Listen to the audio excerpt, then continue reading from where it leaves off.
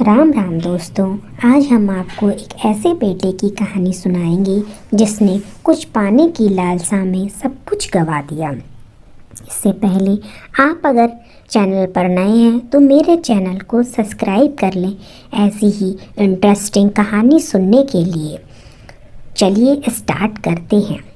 ये कहानी राधा नाम की एक लड़की की है जो अपने बच्चे को गोद में खिला रही है और उसे दुलार कर डूबी हुई है कि किस तरह से उसका बचपन बीता और वो बचपन वो अपने बेटे को नहीं दे पा रही है। जब वह छोटी थी तो उसके माँ बाप उसकी हर ख्वाहिश को पूरा करते।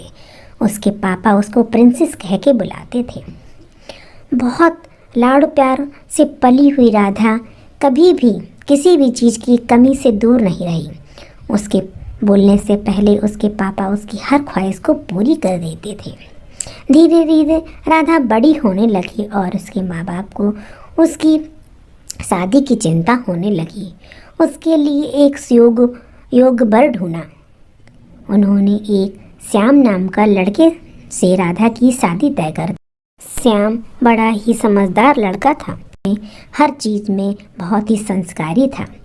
राधा की शादी श्याम से तय कर दी गई और बहुत ही जल्दी वो दिन भी आ गया। दूल्हे का सेहरा सुहाना लगता है, दुल्हन का तो दिल दीवाना लगता है।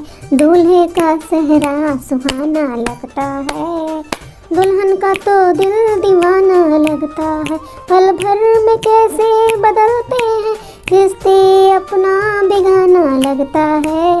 दुल्हन का तो दिल दीवाना लगता है। राधा की शादी श्याम के साथ हुई और वो अपने पिता को छोड़कर अब श्याम के साथ अपनी नई दुनिया में जाने वाली थी। इससे उसके माँ बाप के आंखों में आंसू आ गए।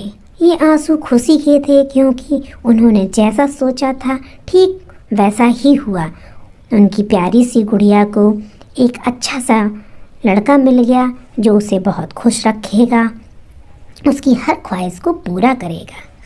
और धीरे धीरे विदा का टाइम हो गया और फिर ये गाना बजता है जिससे कि सारा माहौल गमगीन हो जाता है। बाबुल की दुआएं लेती जा जा तुझे सुखी संसार मिले। बाबुल की दुआएं लेती जा जा तुझे सुखी संसार में। इस प्रकार राधा की विदाई हो गई और वो अपने माता पिता को छोड़कर दूसरे शहर में आ गई। राधा बहुत खुश थी क्योंकि उसके पति उसको बहुत प्यार करते थे। उसकी हर छोटी सी बड़ी ख्वाहिश को पूरा करने पर ध्यान देते थे। राधा को तो मानो लग रहा था कि वो जन्नत में है। कभी कभी सोचती वो कितनी भाग्यशाली है, उसकी इतने अच्छे परिवार में शादी हुई है। उसके माता पिता ने उसे कितना प्यार दिया। अब उसके बाद श्याम उसका कितना ख्याल रखता है, जैसे मानो वो जन्नत में रह रही हो। उसके पास सारी खुशियां हैं। परंतु कभी कभी ऐसा होता है ना कि हमें खुद की ही नज़र लग जाती है और ये राधा नहीं समझ पाई। धीरे धीरे श्याम गलत संगत में पड़ गया। उसने शराब पीना स्टार्ट कर दिया। बुरी संगत में रहने की वजह से वह जुआ खेलने लगा और धीरे धीरे उसकी सारी संपत्ति नष्ट हो गई। उसका काम धंधा सब चौपट हो गया था और वो बुरी संगत में रहकर अब तो लड़ाई झगड़ा भी करता था। कभी कभी वो राधा पे हाथ भी उठा देता था।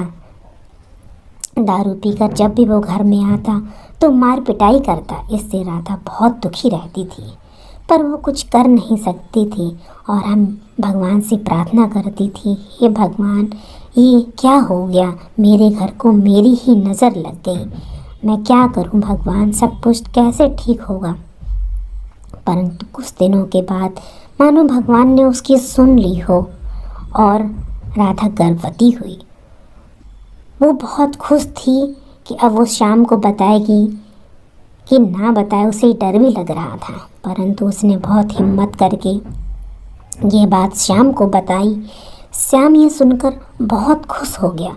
उसने तुरंत ही राधा को गले से लगा लिया और उसके माथा को चूमा। उसने कहा, आज से तुम कोई काम नहीं करोगी, सारे काम की जिम्मेदारी मेरी है, अब तुम सिर्फ आराम करो। ये सुनकर राधा तो बहुत खुश हो गई। उसे लगा पुराना श्याम वापस आ गया है। धीरे धीरे श्याम में भी बदलाव आने लगा। उसने अपनी सारी बुरी आदतें और बुरी संगत छोड़ दी। अब वो राधा का फिर से वैसे ही ख्याल रखने लगा जैसे वो शुरुआत में रखता था। धीरे धीरे सब कुछ अच्छा चल रहा था और एक दिन श्याम का एक्सीडेंट हो गया और उसकी उसमें मृत्यु हो गई। यह सुनकर तो राधा मान लो बिखर गई हो। अब वो क्या करे या क्या ना करे, यह सोचकर वो ज़ोर ज़ोर से रोने लगी। पर कोई रास्ता नहीं था उसके पास में, उसे जीना तो था ही। दुनिया में आए हो तो जीना पड़ेगा, जिंदगी है जहर इसे पीना पड़ेगा। दुनिया में आए हो तो जीना पड़ेगा, जिंदगी है जहर इसे पीना पड़ेगा। कुछ दिनों के बाद राधा ने एक सुंदर से पुत्र को जन्म दिया जिसका नाम उसने सूरज रखा और उसे खिलाती, बड़ा ही लाड प्यार करती। तुझे सूरज कहूँ या चंदा, तुझे दीप कहूँ या तारा, मेरा नाम करेगा रोशन, जग में मेरा राज तुला। तुझे सूरज कहूँ या चंदा, तुझे दीप कहूँ या तारा। और इसी गाने के साथ वह अपने अतीत में वापस आ जाती है। उसका बेटा और वो सारी दुनिया उजड़ चुकी थी, फिर भी उसकी सारी दुनिया अब सूरज ही था। सूरज को देख देख कर वो जीती थी, उससे इतना प्यार करती थी कि मानो कि उसके बिना तो उसकी जीवन है ही नहीं।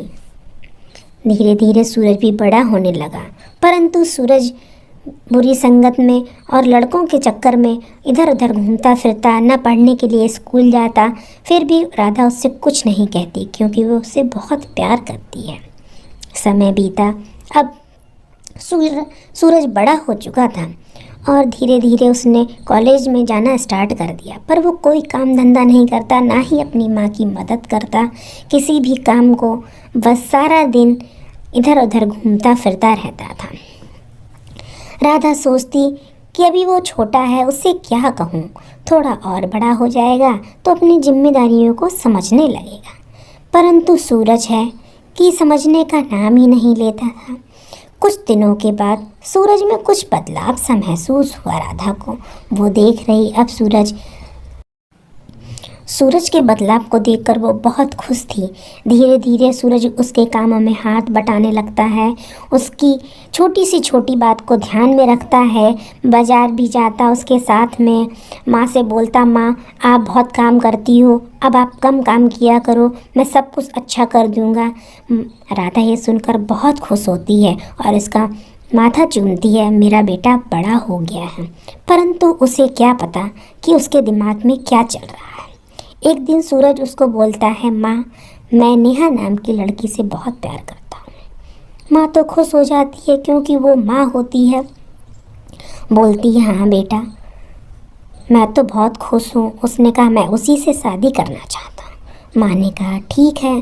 कुछ दिनों के बाद सूरज नेहा के पास जाता है और उससे बोलता है कि मैं तुमसे शादी करना चाहता हूँ। नेहा उसे मजाक में टाल देती है, हाँ हाँ बाद में कर लेंगे। फिर वो अपने घर आ जाता है। थोड़े दिनों के बाद सूरज अपनी माँ से कहता है, माँ मैं आपके लिए खाना बनाऊंगा, आज मैं ही बनाऊंगा, आप मत बनाना। वो बाज़ार से सब्जी लेकर आता है, माँ के लिए खाना बनाता है और उसे खिलाता है। माँ खाना खाकर लेटने चली जाती है।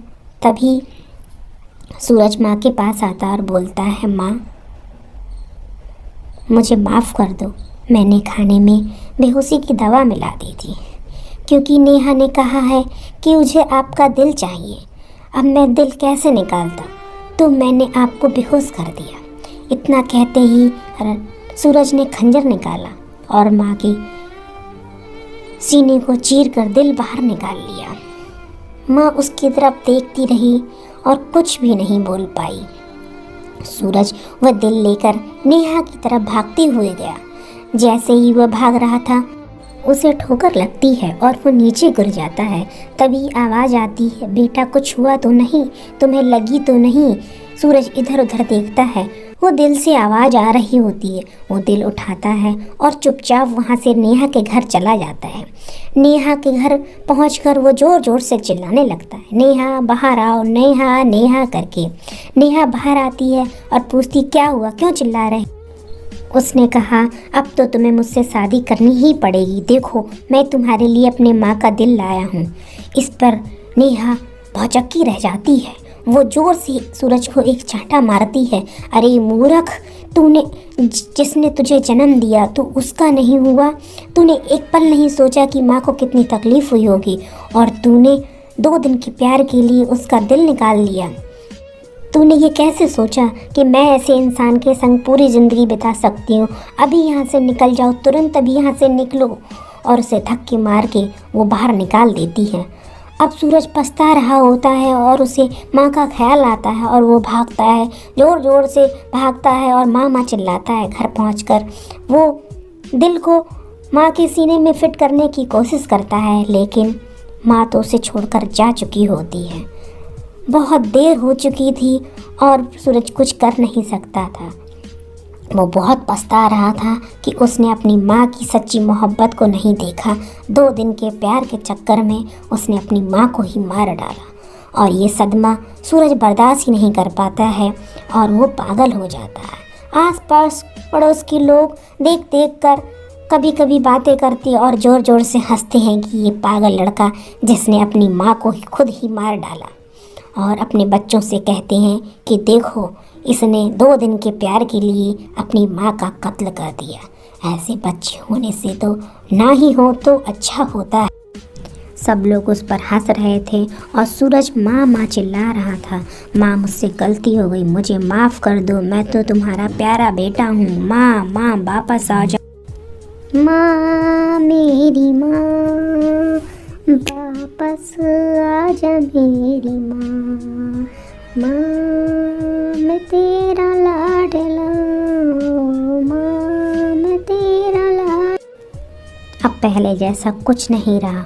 वो सूरज जिस पे माँ बलैया ले रही थी, जिसे इतना प्यार करती थी, उसके कहने से वो उठ नहीं सकती थी क्योंकि सब कुछ ख़त्म हो चुका था। एक बेटे ने अपनी माँ की जान ले ली, वो भी अपने हाथों से। ये कितनी दुर्भाग्य की बात है कि जिस बच्चे को इसने इतना प्यार किया, जिसके सहारे वह देख देख कर उसे जी रही थी, आज उसी बच्चे ने उसे अपने हाथों से जिंदा मार दिया। किस तरह से उसके सारे सपनों को कुचल दिया। आप ही लोग बताएं कहाँ तक ये सही है कि 2 दिन के प्यार के चक्कर में आप अपने माँ बाप के बरसों के प्यार को और इज्जत को दांव पर लगा देते हैं। इसमें माँ बाप की क्या गलती होती है जो उनको इतनी बड़ी कीमत चुकानी पड़ती है। आपकी क्या राय है कमेंट कर हमें ज़रूर बताइए। जल्दी ही मिलते हैं एक नई स्टोरी के साथ में। तब तक के लिए सबको राम राम।